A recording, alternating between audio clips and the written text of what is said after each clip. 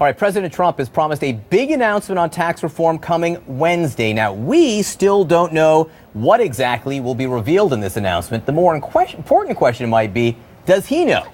Here to help us find out, a guy who just might know. CNN senior economics analyst Stephen Moore. He's a former senior economic advisor to the Trump campaign. And also with us, Austin Goolsbee, professor at the University of Chicago School of Business and former chairman of the Council of Economic Advisors for President Obama. Gentlemen, so nice to have you here. Stephen Moore, let me begin with you. Here's how the president's budget director, Mick Mulvaney, described this big Wednesday announcement on Fox News Sunday. So what you're going to see on Wednesdays for the first time is, here's what our principles are. Here's some of the ideas that we like, some of the ideas we don't like. We can talk about that more if you want to. Here's some of the rates we're talking about. So is he going to say whether or not it's going to be revenue neutral or whether it's going to add to the debt? I don't think we've decided that part yet. That is a big part, Stephen Moore, not to decide yet, especially when you have a president who promised during the campaign that he would wipe out the $19 trillion debt in 8 years. So do you think the president has a plan?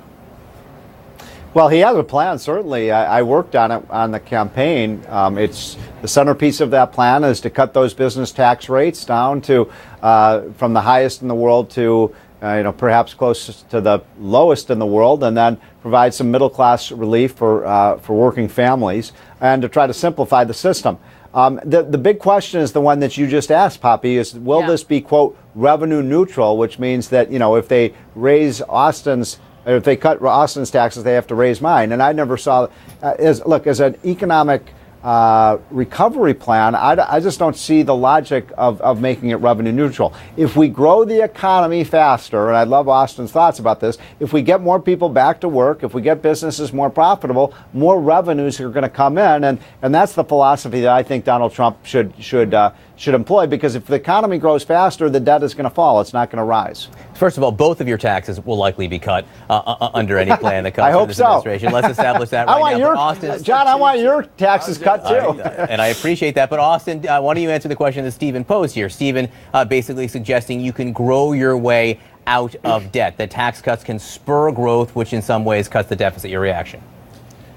Look, we've been through this 50 times. This is the magic beanstalk beans argument. The tax cuts will pay for themselves, will lead the economy to grow. It's exactly what George W. Bush said when he cut taxes in 2001, and it wasn't true.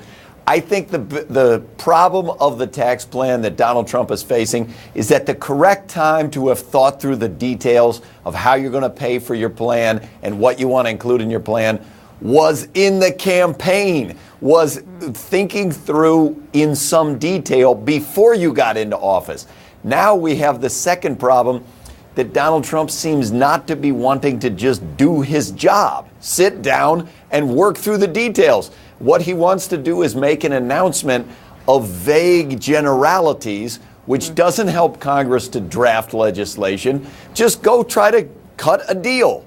Here's what we'll pay for it, here's what we want, but he can't do that because they don't have those details. So, Stephen, where you point to all the critics who say you can't see 4% annual growth, it can't happen, and you point them to points in history after, during Republican and Democratic administrations when it has happened. Yep. But let me ask you this. I mean, Keith Hall, the guy that the Republicans put in place to lead the Congressional Budget Office, the entity which scores this stuff and tells us if it's actually going to work out and if it could be revenue neutral, said, quote, in 2015, no, the evidence is that tax cuts do not pay for themselves. Is he wrong?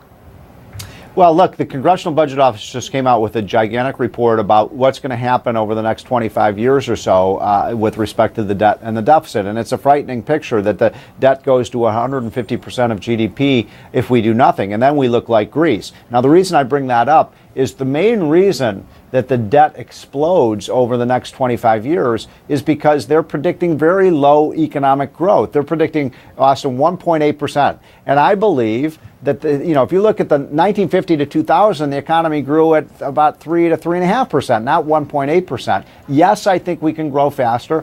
Yes, I think this tax cut will help bring about some of this this growth that we're talking about. Now, John, I'm not saying that we can only, it's only going to be growth that's going to get us out of this debt problem. What I'm saying is if we don't grow faster than 2%, we're never going to bring this debt down because you just don't get enough jobs, you don't get enough income and tax revenues to make that possible. Well, entitlement reform would help also, which is something that the administration, or at least the president, seems loath to do. Austin, we got to go here, but corporate tax cuts is something that some Democrats have even supported. Would you support some corporate tax cuts, do you think?